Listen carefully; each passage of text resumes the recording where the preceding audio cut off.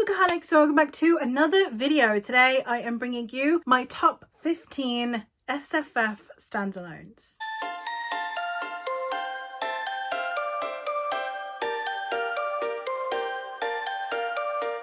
Every year I like to do an updated version of this list where I go through all of my favourite standalones that are in the sci-fi, fantasy, speculative genres. I do also do a list of non-fantasy series and fantasy series which are coming in case you want to check those out. But in the meantime, today we're talking standalones. I have done 15. I couldn't narrow it down, so we're at 15. Even narrowing it down to 15 was quite difficult. The 15th spot, I was like, it could be any one of three. So here we are with my 15, and let's hope that I actually feel confident in those last bottom choices where it was harder to choose. But coming in at number 15, we have The Raven Tower by Ann Leckie. This one is a Hamlet retelling. There were two Hamlet retellings that I had to choose from, hence why this was one that was dubious, because I did also love The Death I Gave Him by M.X. Liu, and that was another just fantastic Hamlet retelling, and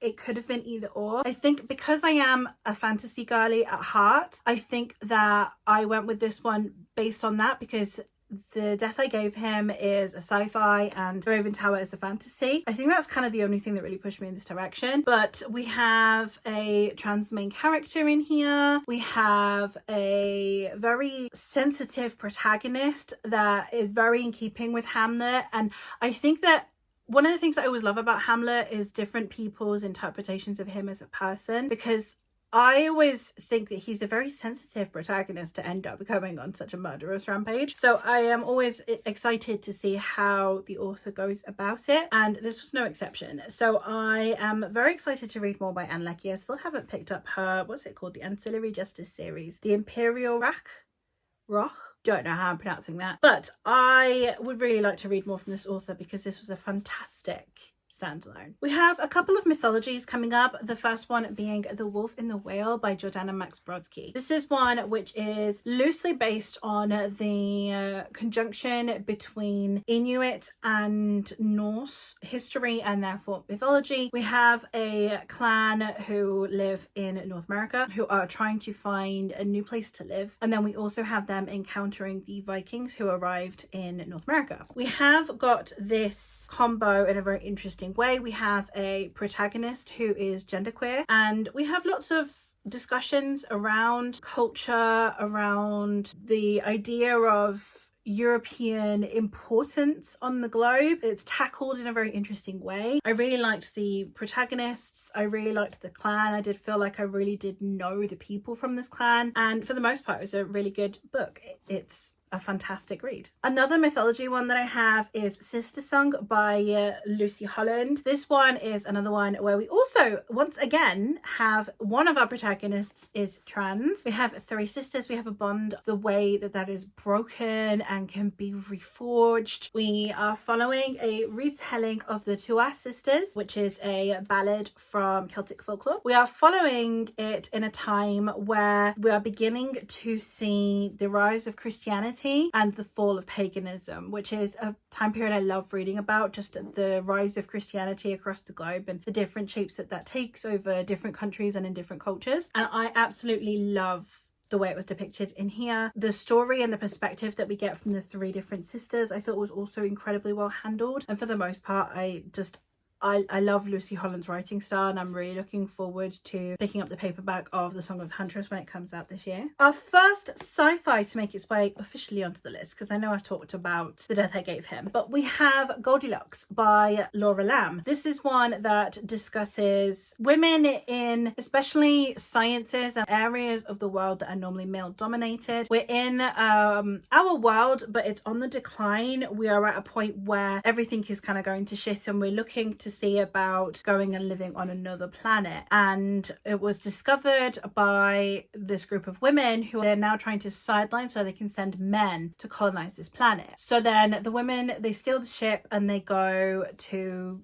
try and get to this new planet. And it's about what kind of world would women want to forge? What different ideals would these women have? What would it be like if women took charge, if we did create a new society from this one's ashes? And I think it was really well handled, actually. It was a fascinating book. I always say that this is like if Myra Grant wrote a Becky Chambers book, because Becky Chambers books are always really wholesome, but it is about looking at humanity and where we are at. It's about what we could do in the future. And then Myra Grant always writes really pessimistic outlook on humanity in a way, and she has normally morally ambiguous characters coming into play, and I think that the combination of the two would amount to Goldilocks. Coming in at number 14, we have The Hollow Places by T. Kingfisher, my first horror on here. I am not much of a horror girly. I'm not against horror, it's just not normally a genre that I gravitate towards, but comedy horror. Now, I also don't really read any comedy. Like, humor is very subjective, and it never lands very well for me. This one had me both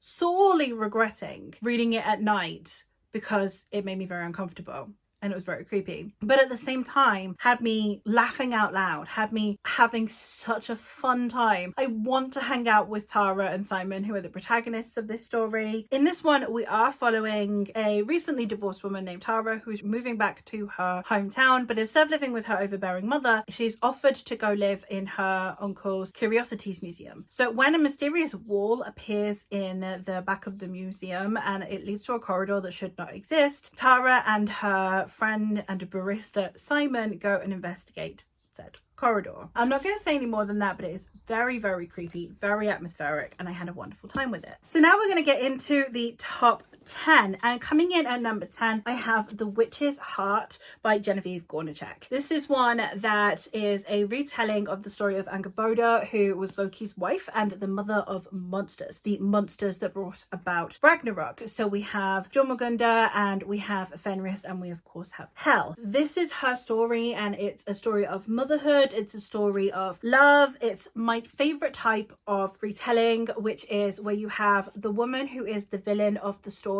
getting it told from her perspective, bringing down the notions of evil women being evil just for the sake of it. And I really appreciated the way that this was told. I appreciate this one is probably not going to be everyone's cup of tea because it is quite a odd style of writing, especially because the dialogue and the romance between the two does feel almost a little bit on the romantic side. But then we also have all of the weird mythology stuff, like she gives birth to a snake and things like that. So very strange, but I loved it nonetheless. And yes, definitely one of my favorites. Coming in at number 9, we have another feminist book, and that is Once and Future Witches by Alex E. Harrow. In this one, we are following the story of 3 sisters. We have them basically being represented as maiden, mother and crone, but definitely tackling that archetype in a very interesting way. And they have magical abilities. They haven't really talked to each other in a long time, but then it's how the witches movement meets the suffragette movement. And I am very excited to continue reading through Alex E. Harrow's writing because I loved this so much. Another somewhat sci-fi slash horror slash whatever you want to call this, but that is Into the Drowning Deep by Myra Grant. And this one is Killer Mermaids. 7 years ago, a ship sank that was trying to film in the Bermuda Triangle the Do Mermaids Exist type of documentary. However, the ship sank, nothing was ever heard of again, and then some very eerie footage started surfacing. The TV network kept saying, no, that was all fake, but the sister, who is a marine biologist of the presenter that went down with the ship, wants answers. So when the network offered her the opportunity to join a crew that are going to be investigating what actually happened to the young artist, and also if there were actual mermaids there and what that footage was all about, she jumps at the chance. And we follow this group of scientists. We have an autistic protagonist. We have so many things in here that I just really loved. The creepiest mermaids I've ever heard of. So much interesting representation as well. We have twin sisters who are deaf. So many things. I loved it so much, and I would highly recommend you check out my Rugrats work. If anyone's going to make you believe that killer mermaids are a real thing and make you slightly terrified of the ocean, it's my Rugrats. Coming in at number 7, we have once again another mythology retelling from the villain's perspective. Who'd have thunk it? We've got Kaiki by Vaishnavi Patel. This one is the story of Kaiki, who is the evil stepmother figure in the Ramayana, and it is telling the story from her angle. I really liked this one, but I can understand a little bit that it is, in a way, feminism 101. It does kind of hammer in the feminism a little bit, but I don't mind that. I really don't mind someone really strongly believing in their themes and it coming across on page when it's executed this well. I loved Kaikia's character. I also loved the relationship that she had with the king's other wives. I thought that was fascinating. So for the most part, just a wonderful retelling, and another one that I would highly recommend. At number 6, we have another horror, and that is Sorrowland by Rivers Solomon. This is a story of Vern, who is escaping a cult. She was born into it, she was married into it, and now she's pregnant and she's run into the forest to try and protect herself and her children, because the forest, though dark and supposedly has horrors inside it, feel less horrifying than all that she has seen in the cult. It has discussions around race, around gender, around motherhood, around parenthood, around what it's like to be in a cult, and confronting the different types of violence that you see in the world. And I think it was handled in such a stunning way, and I would highly recommend you check it out if you are wanting to dip your toes into some very atmospheric horror. This is definitely the way to go. River Solomon is an absolutely incredible author, and I've loved everything I've read by them, and I need to read more. Getting into the top 5, and at number 5 we have The Night Circus by Erin Morgenstern. This is a Romeo and Juliet style magical realism whimsical fantasy in which we are following Celia and Marcos, who are part of the Night Circus. We have 2 rival magicians who believe that their method of teaching is the better one, so then they enter their proteges into a contest to prove their point, to see who is actually the better teacher and has the better magic. And we are following the 2 as they enter into the Night Circus, which is the stage in which they are able to show their magical prowess. And the tagline is always my favourite. It says, "The circus arrives without warning. No announcements precede it. It is simply there when yesterday it was not." And that is exactly how it goes.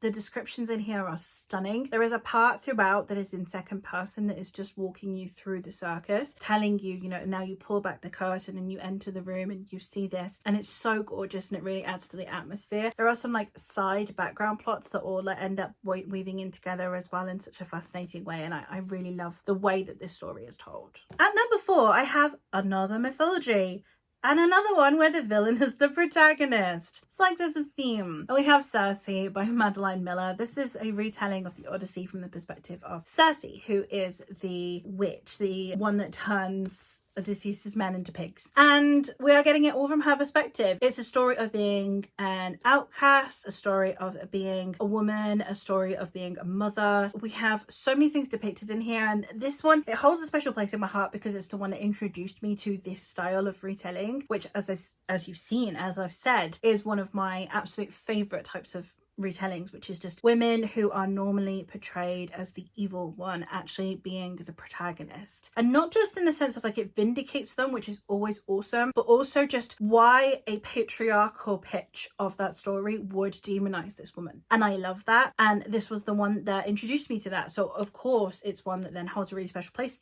in my heart, because it's the one that opened that door into a whole new favorite subgenre. At number 3, I have one that I don't actually own physically yet. I do need to order a physical copy of this because it's blasphemous that it is this high on the list and I don't own a physical copy of it, but that is The Book Eaters by Sunyi Dean. This is the story of a woman who's part of this group of people who are book eaters, which basically is vampiric, but that instead of eating people's blood, they need to consume books to survive as sustenance. But occasionally amongst the book eaters, someone will birth a mind eater instead, which is someone who instead of consuming books for sustenance has to consume people's thoughts. They are normally then sent off to this other group of people who then take care of the Mind Eaters. Our protagonist gives birth to a Mind Eater. She does not want to be separated from her child, so she flees with her son. However, she is now left with 3 options. 1, she continues to feed him people, which he consumes all their thoughts and they're left in a vegetative state, condemning them to death. 2,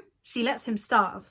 Or 3, she returns back to the other book eaters, to her family, to her clan, and is separated from her son. And it's the story about her as a mother. It is the story about, it's an ode to literature, all through this strong motherly bond, which I absolutely loved. The depictions in here of the different clans, this really interesting take on what is essentially vampirism, was absolutely stunning. And I love this book so much. It was such a standout book in 2024, and like I said, I really need to get my hands on a physical copy. Coming in at number 2 is one that I do talk about quite a lot on my channel, and that is Who Fears Death by Nnedi Okorafor. This is the story of Onye Sonwu, who is a daughter who is a product of weaponized rape. Her mother was raped by a chieftain, and this was commonplace during this war, this conflict, and therefore her skin is paler than everyone else's around her, which makes her an outcast. So it is her story about coming into her unique and unusual powers, and it is the fate of violence that she has in store for her for the rest of her life due to the violent nature of her conception. It's a gorgeous story. I love the friendship in here. There is a friendship of 3 women in here that is absolutely stunning. I love it so